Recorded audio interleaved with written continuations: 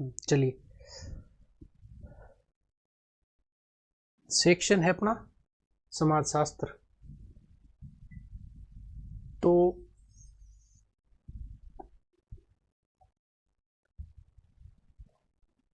पहले क्या समाजशास्त्र वाले सेक्शन से छोटे क्वेश्चन ऐसे आ जाते थे 15 शब्द में, जो बहुत इरिटेटिंग से होते थे। एक कोई भी छोटा सा कॉन्सेप्ट, छोटी सी लाइन उठा के दे देता था, पूछ लिया किसी टर्म के बारे में, आपसे पूछ लिया कि इसके बारे में लिखो, वो बड़ी दिक्कत करता था अपने लिए। अब ये इसमें झंझट नहीं रहा है। तो हमें जो कुछ भी पढ़ना है, सीखना है, आंसर राइटिंग सीखनी है, वो अब कारगर हो जाएगी। इसका रीजन ये कि यहाँ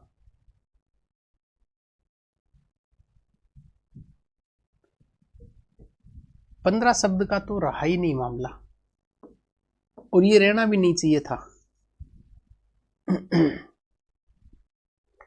क्योंकि ये जो 15 वर्ड है, इनमें ना तो कुछ बच्चे का टेस्ट होता है ज्ञान का। अब वैसे तो फैक्चुअल डिटेल जिसको याद है वो पूछ ली जाती है, फिर समाजशास्त्र के प्रोफेसर को पेपर बनाने के लिए दिया जाता है कि आप इसे 5 क्वेश्चन बना के दें आप। अब वो 5 क्वेश्चन बनाते हैं तो क्या बनाए, तो वो फिर कोई न कोई ऐसी समाजशास्त्रीय अवधारणा की कोई टर्म उठा के रख दी, या किसी टॉपिक से कोई एक टर्मिनोलॉजी उठा के रख दी। अब वो संभव ही नहीं हो पाती है। अब कम से कम वो नहीं रहेगा। तो जो हम ये QLP ILP बैच शुरू कर रहे हैं,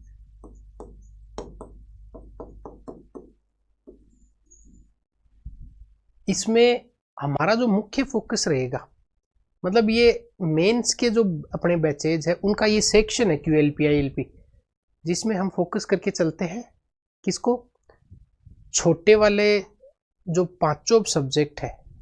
अब पहले इनको छोटे 6 बोलते थे, अब वो छोटे उतने रहे नहीं, थोड़े बड़े हो गए, क्योंकि इनमें जो 15 शब्दों वाले क्वेश्चन थे वो नहीं रहेंगे। अपनी जो क्लास का मोडस ऑपरेंडाई रहेगा कि हम आगे क्या क्या इसमें सीखने वाले हैं, तो इसको हम सेगमेंट में डिवाइड करके पढ़ने वाले हैं। जैसे टोटल आपके समाजशास्त्र वाले सेक्शन से टोटल 6 अपने को यूनिट लिखी हुई है सिलेबस में,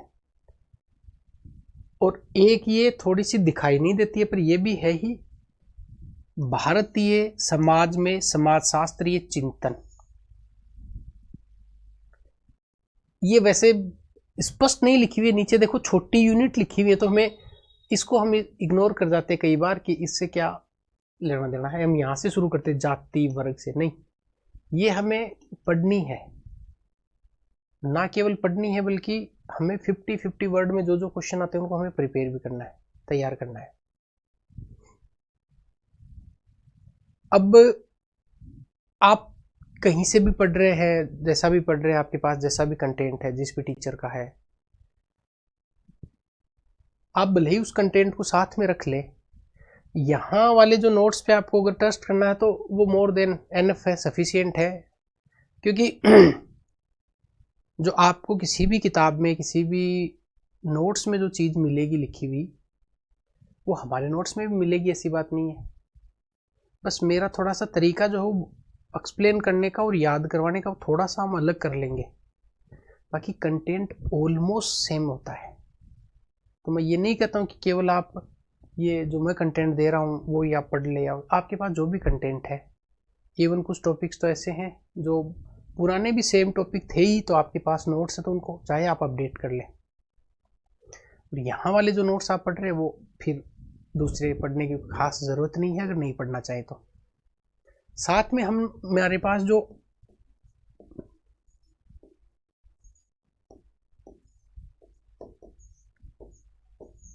छह जो यूनिट हमारे पास लिखी हुई है सिलेबस में, 6 यूनिट्स, इसको हम तोड़ तोड़ कर तैयार करेंगे। कि जैसे पहली जो यूनिट है, पूरा सिलेबस का मैं एनालाइसिस करता हूँ। पहली यूनिट है उसमें जाति और वर्ग की अवधारणा। फिर दूसरी बात लिखी गई है भारतीय समाज में जाति और वर्ग के बदलते आयाम।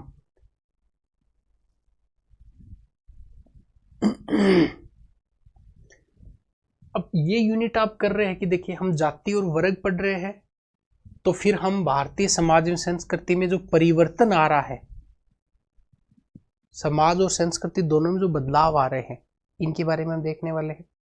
अब हम ऐसा करेंगे कि यहाँ पे अगर जाति और वर्ग की अवधारणा लिखी हुई है तो इससे संबंधित जो कॉन्सेप्ट है, जाति की विशेषताएं क्या हो सकती है, 50 वर्ड में उसको कैसे प्रिपेयर करें, जाति को लेकर बहुत सारे थिंकर्स जो हैं, सोशियोलॉजिकल थिंकर, उनकी परिभाषाएं दी हुई हैं।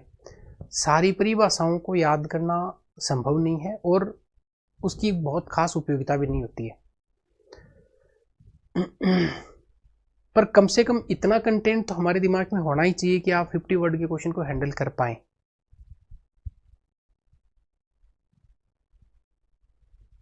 छह की 6 यूनिट का पोस्टमार्टम करते हैं तो एक चीज और हमें समझ में आती है कि थोड़ा सा कुछ न्यू चेंजेस भी हमें देखने को मिलता है। जैसे ये यूनिट नंबर 3 जो है, थर्ड यूनिट,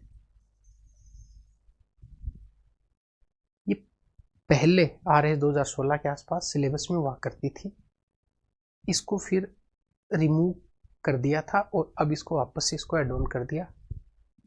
RBSC की किताब में अच्छा कंटेंट लिखा हुआ है, डायरेक्टली डेफिनेशंस लिखी हुई है, हम उनको याद कर लेंगे। और ऐसा ट्रेंड रहता है RPSC का, हो सकता है इस बार नहीं हो, पर लगभग ऐसा ट्रेंड रहता है, जो यूनिट नई डाली जाती है सिलेबस में उससे एग्जामिनर क्वेश्चन उठा लेता है ऐसा।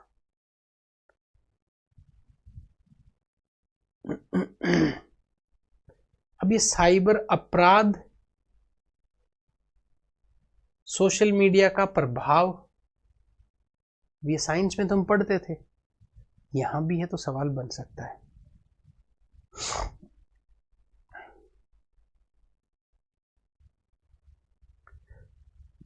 सबसे बड़ा चैलेंज ये होता है कि ये जो 6 के 6 जो बिंदु हमारे सिलेबस में लिखे हुए हैं उनको मगअप करना।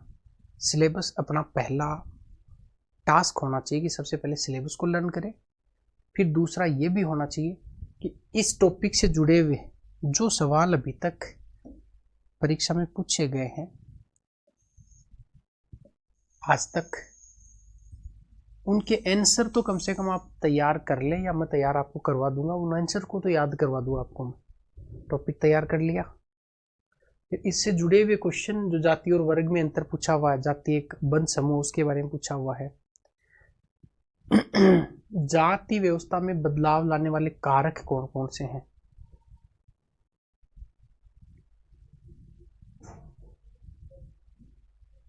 वर्ग है वो एक क्लोज कास्ट का एग्जाम्पल है, उसके बारे में बताओ, जाति एक खुला वर्ग है बल्कि वर्ग एक, जाति एक बंद वर्ग है बल्कि वर्ग एक खुली जाति की उदाहरण है। आपको इसको स्पष्ट करके बताना है। बहरहाल तो अगर इस सिलेबस को पूरे को हम देखते हैं तो इसमें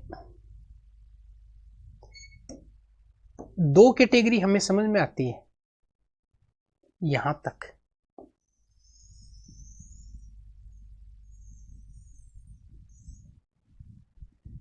बहुत सिस्टमेटिक तरीके से सिलेबस को डिजाइन किया है।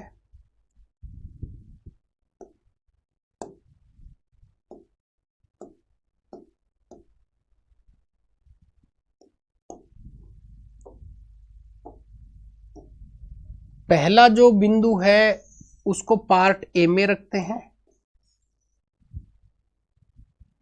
और सिलेबस का जो दूसरा बिंदु है उसको हम पार्ट बी में रखते हैं। इस हिसाब से हम देखते हैं।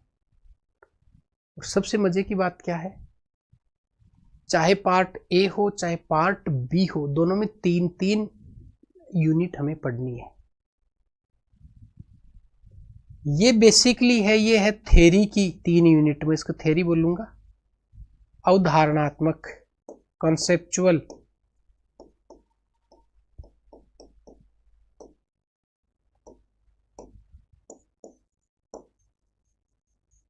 ये थ्योरेटिकल पोर्शन है। और पार्ट बी जो यहां पे लिखा हुआ है ये पूरा अप्लाइड पोर्शन है। आपने शायद ऐसे नहीं देखा होगा इसको, अभी आप देखेंगे इसको। ये अप्लाइड पोर्शन है, ठीक है। आप जिन्होंने बैच नहीं भी लिया है या बैच में नहीं भी है तो भी आप इस सिलेबस को ऐसे ही समझेंगे, ऐसे ही लिखेंगे। कुछ अवधारणात्मक थ्योरेटिकल बिंदु है और दूसरे अप्लाइड बिंदु हैं, और दोनों से लगभग इक्वल क्वेश्चन आते हैं। ऐसा नहीं किसी पोर्शन को ज़्यादा वेटेज है, किसी पोर्शन को कम वेटेज है, लगभग इतने ही तो कॉन्सेप्चुअल थ्योरी वाले से और इतने ही अप्लाइड पोर्शन से सवाल आने की पूरी पूरी गुंजाइश है। देखते हैं आगे। ये जो बेसिकली फर्स्ट यूनिट है, इसको मैं एक बार सेपरेट रखता हूं, समाजशास्त्रीय चिंतन को। इसमें क्या पढ़ेंगे वो तो हम डिस्कशन करेंगे, पहले इस वाले बिंदु को ठीक से करते हैं। इन बिंदुओं में हम देखते हैं कि फर्स्ट है कास्ट एंड क्लास का बेसिक कॉन्सेप्ट समझना है, और समाज में कास्ट एंड क्लास के जो चेंजेज हो रहे हैं उनके क्या क्या डायमेंशंस हैं उसके बारे में हम देखते हैं।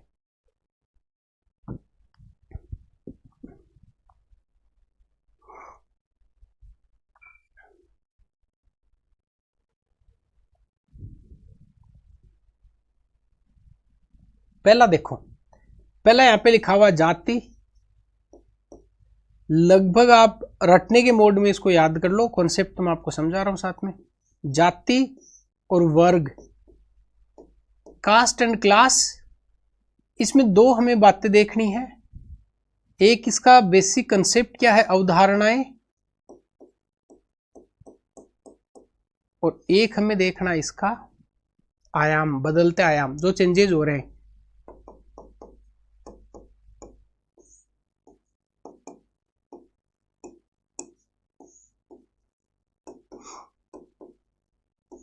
एक अच्छा एग्जामिनर, जो बढ़िया एग्जामिनर होता है, जैसे आरपीएससी जिस ट्रेंड को फॉलो कर रहे हैं और बोलते हैं कि हम जो ट्रेंड फॉलो करेंगे वो लगभग यूपीएससी का पैटर्न फॉलो करने का प्रयास कर रहे हैं, उसमें जाति और वर्ग के जो बेसिक थेरीज है उसकी बजाय एग्जामिनर अब इनकी तरफ शिफ्ट होने का प्रयास करेगा। ये वाला जैसे ऐसा आईएएस के सिलेबस में भी होता है, आप देखते हैं मेंस में, आप अगर पेपर दिया हो, देखा हो कि वो ऐसा पूछता है कि ऋग्वेदिक काल से उत्तरवेदिक काल में अगर आते हैं तो कौन कौन से चेंजेस आपको दिखाई देते हैं वहां पे, ऋग्वेदिक से लेकर और लेटर वैदिक तक जब आएंगे तब वहां पे कौन से चेंज दिखाई देते हैं। चेंज का मतलब सामाजिक जीवन है, आर्थिक जीवन है, धार्मिक जीवन है, उनके लाइफस्टाइल है, उनके सोशली कुछ कस्टम्स हैं, उनके देवी देवताओं को लेकर मान्यताएं हैं, उनके कर्मकांडी व्यवस्था कैसी है, उसको लेकर इस और इसमें क्या क्या बदलाव आए हैं। तो मतलब वो जो शिफ्ट होता है, बदलाव जब आता है उसकी तरफ ध्यान दिया जाता है। तो यहाँ से क्वेश्चन एग्जामिनर फ्रेम कर सकता है कि जाति और वर्ग के बदलते आयाम जो हैं, या वर्ग को लेकर, जाति को लेकर कि जो बदलाव आ रहा है, कास्ट सिस्टम में क्या बदलाव आपको देखने को मिल रहा है, चाहे वो इंटरकास्ट मैरिजेज को लेकर हो, जाति जो हायरार्कियल सिस्टम है, संस्तरण है, उसमें बदलाव को लेकर क्वेश्चन हो, जाति पंचायतों की भूमिका कम हो रही है उसको लेकर बिंदु हो, ऐसा कुछ क्वेश्चन पूछने की पूरी गुंजाइश है। तो थ्योरी के पोर्शन में पहला हम जहां से हमारा नाम शुरू होता है, हमारा जो सरनेम शुरू होता है, वहीं से है ये बात कि जैसे आपको कोई पूछता आपका नाम क्या है, चूंकि वो समाजशास्त्र का हिस्सा नहीं है, पर आपकी जाति क्या, आपका सरनेम क्या है, पहला आपके नाम से ही शुरू होता है कि आपकी जाति क्या है, आप किस क्लास में, आपका प्रोफेशन क्या है। सिमिलर दूसरा जो पोर्शन है, अब यहां पे बेसिकली जो दूसरा पोर्शन है वो थोड़ा सा, मैं ऐसा बोल सकता हूं कि वो बदलते आयाम जो है इसी को और आगे डिफाइन कर दिया इन्होंने। कंटेम्प्रेरी इंडियन जो सोसाइटी है, कल्चर है, उसमें जो चेंजेज आ रहे हैं, चाहे वो सेक्युलरिज्म का हो, चाहे वो अर्बनाइजेशन का हो, चाहे वो मॉडर्नाइजेशन का हो, चाहे वो ग्लोबलाइजेशन का हो, चाहे वो धर्मनिरपेक्षीकरण हो, चाहे वो अर्बनाइजेशन हो, चाहे मॉडर्नाइजेशन हो, और चाहे ग्लोबलाइजेशन हो। जो सुमजी कॉन्सेप्ट है, सुमजी है, उस सुमजी में क्या क्या परिवर्तन आ रहे हैं, आधुनिकीकरण क्या है, वैश्वीकरण क्या है, धर्मनिरपेक्षीकरण क्या है, शहरीकरण क्या है। तो अगर मैं ये कहूं कि जाति और वर्ग की अवधारणा में जो बदलाव आ रहे हैं, उसके पीछे के कई कारण यहां भी हमें दिखाई देते हैं, चाहे वो शहरीकरण का कारण हो, चाहे वो आधुनिकीकरण का कारण हो, चाहे वो वैश्वीकरण का कारण हो। जाति व्यवस्था बदल रही है, उसके पीछे शहरीकरण बहुत बड़ा मुद्दा है ही। गांव में जो जाति की जो इंटेंसिटी, प्रबलता, वो शहरों में नहीं रहती है। आपके बगल वाला प्लॉट किसका, वहां कौन रहता है, उसकी जाति से आपको कोई फर्क नहीं पड़ता है। वहां वर्ग की अवधारणा ज्यादा प्रबल होती है। तो क्या पता भविष्य में ऐसा क्वेश्चन बन जाए। इस शहरीकरण ने जाति व्यवस्था को कमजोर किया पर वर्ग अवधारणा को मजबूत किया है। इसके पक्ष में कुछ आप तर्क दो, बताओ कुछ, शायद आप बता पाएंगे, हम एक बार पूरा एक्सप्लेन कर लेंगे तब। और जो अंतिम जो बिंदु है वो है भारतीय समाज व्यवस्था संबंधित अवधारणाएं, जिसमें एक आपको कर्म का सिद्धांत पढ़ना है, एक आपको पुरुषार्थ पढ़ना है और एक आश्रम। ये तीन ही आपको व्यवस्थाएं पढ़नी है। तो अगर मैं बात करूं तो ये बढ़ते ऑर्डर में या घटते ऑर्डर में, जैसे आप याद रखना चाहें वैसे रख सकते हैं। पहली यूनिट, दूसरी यूनिट और थर्ड यूनिट। पहली यूनिट में केवल दो बात हम देखते हैं, जाति और वर्ग के बारे में। यहां सुमजी कॉन्सेप्ट देखते हैं, जिसमें धर्मनिरपेक्षीकरण है,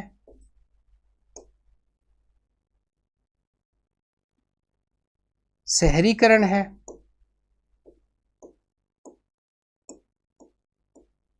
आधुनिकीकरण है और वैश्वीकरण है।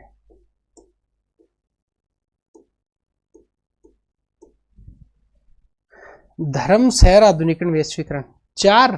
तो दो बात, चार बात, तीन बात बची है, वो तीसरे में है। कौन कौन सी? आपको सिद्धांत देखने हैं। एक कर्म सिद्धांत,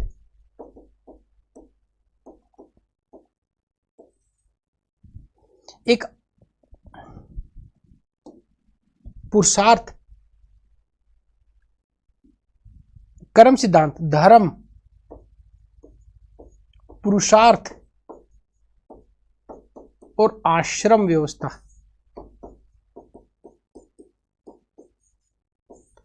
तो कर्म धर्म को साथ जोड़ते हैं, तो पुरुषार्थ और आश्रम व्यवस्था हमें साथ में देखनी है। ये बेसिक थ्योरी वाला पोर्शन है, जिसमें हमें थ्योरी देखनी है। ये बहुत प्रैक्टिकल नहीं है, बहुत अप्लाइड नहीं है। इसका अप्लाइड पोर्शन है, फिर वो आगे बढ़ाया इन्होंने unit number 4, unit number 5, unit number 6 में। तो मेरे हिसाब से बात आपको शायद थोड़ी समझ में आई होगी। अगर इसको मैं दोबारा से आपको लर्न करवाने का प्रयास करूं, तो हमारे सिलेबस में हमने दो भाग बनाए हैं सोशियोलॉजी के, और ये हम पूरा प्रयास करेंगे कि आपको लर्न हो जाए। पहली बात जो हम सीखना चाह रहे हैं वो सीखेंगे थ्योरी वाले पोर्शन की। थ्योरी में हमें पॉइंट जो देखने वो देखने हैं तीन में जो सबसे पहला बिंदु जहां से हम शुरू करते हैं अपने जीवन को, और वैसे याद करने के लिए तो बहुत आसान है, मैं आसानी से याद करवा सकता हूं। सबसे पहले हमारे ही सरनेम से शुरू होता है, जाति और वर्ग से। दूसरा, हमारे जीवन से जुड़ी अवधारणा, आधुनिकीकरण की अवधारणा हो गई, शहरीकरण की अवधारणा हो गई, वैश्वीकरण की अवधारणा हो गई, और एक धर्मनिरपेक्षीकरण हो गया।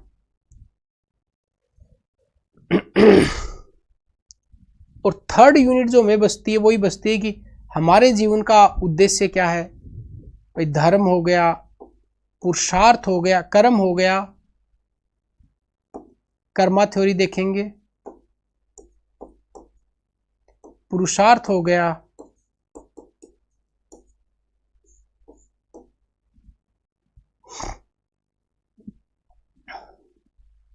आश्रम व्यवस्था हो गई,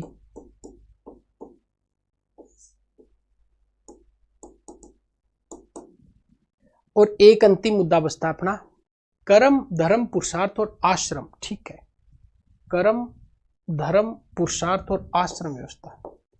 तो अब आपको ये सिलेबस एक बार तो मेमोराइज करो कि हम अगर और तरीके से याद करें कि भाई हमारा जीवन है, हमसे शुरू होता है, हमारा सरनेम है, हम शहर में कमाने के लिए जाते हैं, वहाँ हम कर्म करते हैं। इसको कुछ ऐसे याद कर लो। सबसे पहले हमारा नाम मतलब जाति, साथ में वर्ग जुड़ता ही है आपके, उसकी अवधारणा और उसके बदलते आयाम। एक व्यक्ति कमाने के लिए थोड़ा सा मॉडर्न बनता है, शहर में जाता है, अच्छे कपड़े पहनता है, वैश्वीकरण के प्रभाव आते हैं, थोड़ा सा वो लिबरल हो जाता है, मतलब वो धर्मनिरपेक्षीकरण की तरफ बढ़ता है। शहर में जाएगा तो व्यक्ति कर्म करेगा, पुरुषार्थ करेगा, धर्म के अनुसार चलेगा, और अंतिम तो फिर आश्रम व्यवस्था बसती है। ये तो अपना एक पोर्शन हो गया इधर वाला, जिसको हम थ्योरी वाले में ले रहे हैं। अब चलते दूसरे अप्लाइड पोर्शन की तरफ। अप्लाइड थोड़ा सा इससे वास्ट है, क्योंकि अप्लाइड पोर्शन हमेशा ही बड़े होते हैं। तो ये चौथी जो यूनिट है, इनका सम्मिलित प्रभाव जो है इन सब का, चाहे वो आधुनिकीकरण, हर टॉपिक एक से जुड़ा हुआ है, बदलते आयाम में ये आएंगे, सारे के सारे ये आएंगे, तो ये पक्के प्रभावित हो रहे हैं। ठीक। और अगर आप थोड़ा सा आगे हम देखते हैं, तो अगर यूनिट नंबर 4 की तरफ हम आगे बढ़ेंगे, तो 4th यूनिट में क्या लिखा हुआ है, इन तीनों का प्रभाव कहां दिखाई दे रहा है आपको? वो दिखाई दे रहा है समाज, परिवार, विवाह, वृद्ध, दिव्यांग से संबंधित मुद्दे। अगर आप शहरीकरण की तरफ बढ़ रहे हैं, आप आधुनिकीकरण बढ़ रहे हैं, तो परिवार नामक संस्था है, विवाह नामक इंस्टीट्यूशन है, मैरिज इंस्टीट्यूशन, वृद्ध ओल्ड एज जो है, डिसेबल्ड है, उनको लेकर बड़े मुद्दे होते हैं। भारतीय समाज में फिर ये एक नया प्रभाव हमें दिखाई देता है। तो ये अप्लाइड पोर्शन हो गया। शहरीकरण का प्रभाव देख लें, आधुनिकीकरण का प्रभाव देख लें, कर्मा थ्योरी या धर्म के सिद्धांत या पुरुषार्थ को नहीं मानने के परिणाम देख लें कि आप कहीं कहीं का इंपैक्ट चौथे पर आ रहा है। परिवार है अपना, परिवार तब ठीक मानते कि आपकी विवाह व्यवस्था ठीक चलती है। जैसे ही विवाह होता है तो इन पे बड़ा संकट आता है, क्योंकि एकल परिवारों का चलन बढ़ता है। तो वृद्ध हो गए, वृद्धों के साथ में लगभग सेम सी पोजीशन दिव्यांगों की होती है, दोनों ही लगभग असहाय होते हैं। भारतीय समाज पर यह साइबर अपराध और सोशल मीडिया का प्रभाव, आज के टाइम की अगर सबसे बड़ी कोई समस्या एक डिनोट करवाए तो सोशल मीडिया है। हम खुद से बाहर नहीं निकल पा रहे हैं, हम अपने आप में चले गए ऐसा। और चले गए भी कोई लौकिक क्या, कोई धार्मिक उद्देश्य से नहीं, हम तो एक स्लाइड आगे कर लिए अपने दिमाग के। ये हम चौथा बिंदु यहाँ पे हम पढ़ने वाले हैं, सवाल अच्छे बनेंगे। इसी का पूरा प्रभाव, चाहे परिवार का प्रभाव देख लें, देखो परिवार और विवाह से जुड़े हुए दो मुद्दे यहाँ पे दहेज और तलाक दिखाई देता है। आधुनिकीकरण, शहरीकरण से जुड़ा हुआ भ्रष्टाचार का मुद्दा दिखाई देता है। भ्रष्टाचार का सम्मिलित प्रभाव, गरीबी एक कारण है, वेश्यावृत्ति, चूंकि शहरीकरण बढ़ रहा है, वेश्यावृत्ति की अवधारणा, गरीबी, बेरोजगारी दोनों एक साथ है, और एक ये सबसे बड़ी नशाखोरी। तो अगर मुझे कोई, आप शायद इस टॉपिक को अगर समझ पाए तो इसका एक बहुत अच्छा डायमेंशन समझने का, ऊपर आपको बता दिया कि किस प्रकार से परिवार और विवाह है, ये आपके यूनिट नंबर जो चौथी है उसका प्रभाव है परिवार और विवाह। इनका प्रभाव इस पर है, इनका प्रभाव 5वीं यूनिट पर है। कैसे? परिवार है, विवाह है, तो तलाक,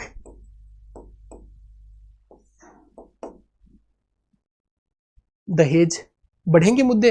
परिवार और विवाह से दो मुद्दे निकल कर आते हैं, दहेज,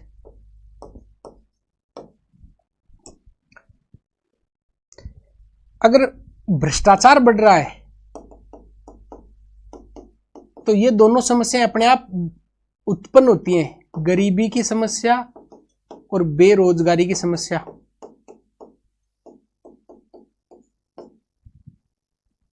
तो तलाक, ऊपर परिवार विवाह लिखा हुआ था, उससे ठीक ऊपर वाली यूनिट में हमने शहरीकरण देखा है। शहरीकरण का सम्मिलित प्रभाव क्या होता है? वेश्यावृत्ति, साइबर अपराध बढ़ते हैं शहरीकरण से,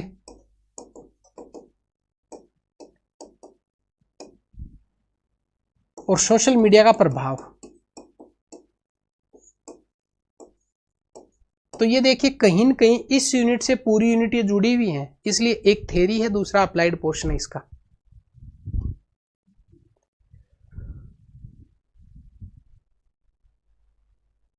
और नशाखोरी है ही, यहाँ पे आप लिख लेंगे नशाखोरी, वेश्यावृत्ति और नशाखोरी कहीं न कहीं इनका भी अच्छा लिंक बैठता है।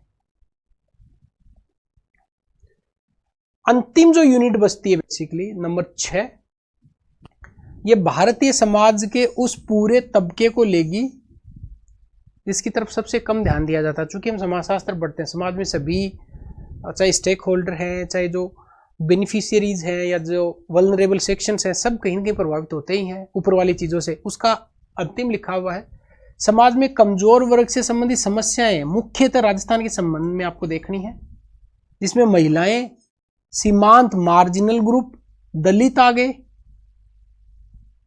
अनुसूचित जाति जनजाति और उनके लिए कल्याणकारी योजनाएं। भारत के संविधान में क्या लिखा हुआ है, स्टैट्यूटरी कमीशन कौन से बने हुए हैं, सरकार ने कौन कौन सी कल्याणकारी योजनाएं चला रखी हैं, कई सारे बिंदु हम यहाँ पे देखने वाले हैं। तो कंसर्न ये है कि ये जो 6 की 6 हम यूनिट डिस्कशन में लाएंगे, नंबर 6 की यूनिट है वो जो सारे अन्य ग्रुप है, और इस ग्रुप में भी उन्होंने बहुत क्लियर किया है। यहाँ पे देखो समाज के जो कमजोर वर्ग हैं उनसे संबंधित समस्याएं, इस यूनिट का कोई खास इंपॉर्टेंस यहाँ नहीं रहेगा, क्योंकि नीचे उन्होंने ठीक क्लियर किया कि महिलाएं आप देख लेंगे, सीमांत समूह देखेंगे, दलित और SC ST से जुड़े हुए योजनाएं। तो सबसे अंतिम यूनिट में महिला, सीमांत समूह, दलित और अनुसूचित जाति और जनजाति के बारे में लिखा हुआ है। इस सिलेबस को इस प्रकार आप समझेंगे, कैसे हम 2 यूनिट बना के देख रहे हैं, सबसे पहले ये वाला पोर्शन, उसके बाद में ये वाला पोर्शन। अपकमिंग जो अपना जैसे जो लेक्चर होंगे अब धीरे धीरे आपको मैं क्लास करूंगा, उन क्लासेस में बहुत भागेंगे नहीं हम, बहुत आराम से, कि एक बार अगर किसी टॉपिक को पढ़ा है तो आपके ना केवल वो ऐसा कि गरीबी के कारण क्या वैसा रट लिया, नहीं, इनको थोड़ा सा इंटरलिंक करना है अपने को। अब थोड़ा सा इंटरलिंकिंग का गेम आएगा कि आप चीज़ों को अगर इंटरलिंक कर पा रहे हैं तब अच्छे मार्क्स आते हैं, एग्जामिनर समझता है कि आपने ऊपर वाली यूनिट को समझा, उसके साथ नीचे वाली यूनिट को लिंक करना है। किस प्रकार से शहरीकरण बढ़ रहा है तो ये समस्याएं, शहरीकरण की वजह से कैसे नशाखोरी है, वेश्यावृत्ति की समस्या बढ़ रही है, परिवार और विवाह नामक संस्था अगर खतरे में पड़ रही है तो तलाक और दहेज की समस्याएं उत्पन्न होती हैं। वेश्यावृत्ति की अगर समस्या बढ़ रही है तो महिलाओं की समस्याएं अपने आप उत्पन्न हो रही हैं। आधुनिकीकरण के दौर में हम कई सारे समूहों को बहुत पीछे छोड़ के चले गए, दलितों की अपने आप में समस्याएं हैं, दिव्यांगों की अपने आप में समस्याएं हैं। और फिर जो पहली यूनिट हमारी बचती है, मतलब यूनिट तो क्या, वो लिखा हुआ समाजशास्त्रीय चिंतन, उसमें हम देखने वाले हैं कि बहुत सारे समाजशास्त्री जो थिंकर्स हुए हैं उन्होंने किस प्रकार से सोसाइटी को एक्सप्लेन किया है, कैसे बताया है, क्या थ्योरी दी है उन्होंने। तो हमारे जो अपकमिंग लेक्चर्स होंगे उसमें पहला बिंदु यहाँ से हम करेंगे। इससे क्या क्लियर होगा कि अच्छा भारत में समाजशास्त्रीय चिंतन जो है, सोशियोलॉजिकल थॉट्स जो है, थिंकर्स जो हैं, उनके क्या क्या विचार रहे हैं समाज को लेकर, मूल्यों को लेकर, व्यवस्था को लेकर, उसको हम डिस्कशन में लाएंगे। नोट्स इसके आपको कंप्लीट मिल जाएंगे, नोट्स की दिक्कत नहीं है, नोट्स सारे बहुत अच्छे तरीके से डिजाइन करके, डिजाइन का मतलब मेरा यहाँ पे ये है कि कैटेगरी करके, लिंक करके, लिख के अच्छे से कि हाँ इस टॉपिक से ये सवाल आ सकता है। और ना केवल नोट्स तो फिर भी कहीं मिल सकते हैं, आपको जो याद करवाएंगे वो चीज़ें बहुत कारगर होंगी परीक्षा में और फिर कभी नहीं भूलेंगे परीक्षा में। अब ये जितनी भी देर का लेक्चर है इसको आपको अगर 1-2 बार आप सुन लेंगे तब आप क्लियर हो जाएगा। लेक्चर्स धीरे धीरे मैं क्लासेस आपको देता रहूँगा ताकि चीज़ें आप मेमोराइज भी करते रहें। एक टॉपिक पूरा हुआ उसकी आप आंसर राइटिंग करें, मैं यहाँ पे क्वेश्चंस बताऊँगा। और एक चीज़ आप लोगों को और बतानी है कि हम पढ़ तो रहे हैं पर अगर आप आंसर राइटिंग नहीं कर रहे हैं भी, अब ये इंपॉर्टेंस बढ़ गया है इस पैटर्न पर, तो फिर थोड़ी दिक्कत आएगी। अब आंसर राइटिंग देखिए घर पे बैठ के हो सकता है 5 दिन आपको ये 1 पेज लिख लें, आधा पेज लिख लें, मुद्दा वो नहीं है। आपसे क्वेश्चन ही फ्रेम नहीं होंगे और क्वेश्चन मैंने यहाँ पे बना के दे भी दिए तो फिर आप लिखेंगे कि नहीं लिखेंगे इस बात की कोई गारंटी नहीं होती है। तो बहुत सीरियसली जो बच्चे मतलब ऐसा है कि जिनको लगता है कि यार 4-6 महीने हम बहुत अनुशासन के साथ में पढ़ाई कर ले और निकाल लें, तो फिर आपको मैं प्रिपरेशन का, ये लर्न करवाने का, याद करवाने का, आंसर लिखवाने का, इसका जिम्मा पूरा मेरा है। पर वो वहां संभव नहीं हो पाता जहां आप अभी पोजीशन पर है, वहां मैं नहीं आ सकता क्योंकि मैं कितनी जगह जाऊंगा। आपको ऐसा लगता है कि इस टॉपिक को, समाजशास्त्र को हम 15 दिन, मान लो 10 दिन देंगे और 10 दिन में 2-2, 3-3 घंटे हमने समाजशास्त्र पूरा अच्छे से तैयार कर लिया। अब बचता क्या है? इसके जितने सारे PYQs हैं, जितने सारे क्वेश्चंस हम अब बना सकते हैं, वो लिखें, उनको याद करें। कम पढ़ना है, ऐसा नहीं समाजशास्त्र यहाँ से पढ़ लिया फिर और किसी जगह से पढ़ लिया फिर तीसरी जगह से, ना, एक ही जगह से पढ़ना, जहां से भी पढ़ रहे हैं फिर उसके खूब आंसर लिखें, चेक करवाएं, क्वेश्चन अच्छे लेवल के हों, तो फिर वारे न्यारे होते हैं। इसमें मैं आपकी यही मदद करूंगा कि लेक्चर्स तो आपको मिल ही रहे हैं, और वो तो आपने, ओबीसी बात है कि इस बैच में अगर आपने इनरोल किया है तो वो लेक्चर के लिए आपने इनरोल किया है, कंटेंट के लिए इनरोल किया है। पर इसमें मैं आपको एक सहूलियत और दे सकता हूँ, वो आंसर राइटिंग की है। वो आप जहाँ रहते वहाँ मेरे से पॉसिबल नहीं हो पाएगा। इसके लिए आपको मैं ये नंबर यहाँ पे दे रहा हूँ, शायद होंगे भी आपके पास ये नंबर। तो आप में से अगर मेंस को लेकर बहुत सीरियस हैं और खूब आंसर लिखना चाहते हैं और वहीं मेरे पास ही बैठ के लाइब्रेरी में, क्लासरूम में आंसर लिखना चाहते हैं, तो फिर आपका वेलकम है भाई। आपको इस नंबर पे बात करेंगे। जयपुर में नहीं है ये सीकर में है।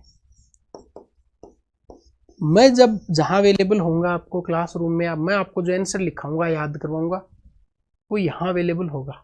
बाकी आप जहां से भी पढ़ रहे हैं, जैसे भी पढ़ रहे हैं, आपको आपका आत्मा अगर ये बोल रही कि मैं यहीं से कर लूंगा या कर लूंगी जहां पढ़ रहा हूं, बस मुझे सीखना ही तो आंसर तो मैं लिख ही लूंगा, तो आप अपने हिसाब से करते रहे।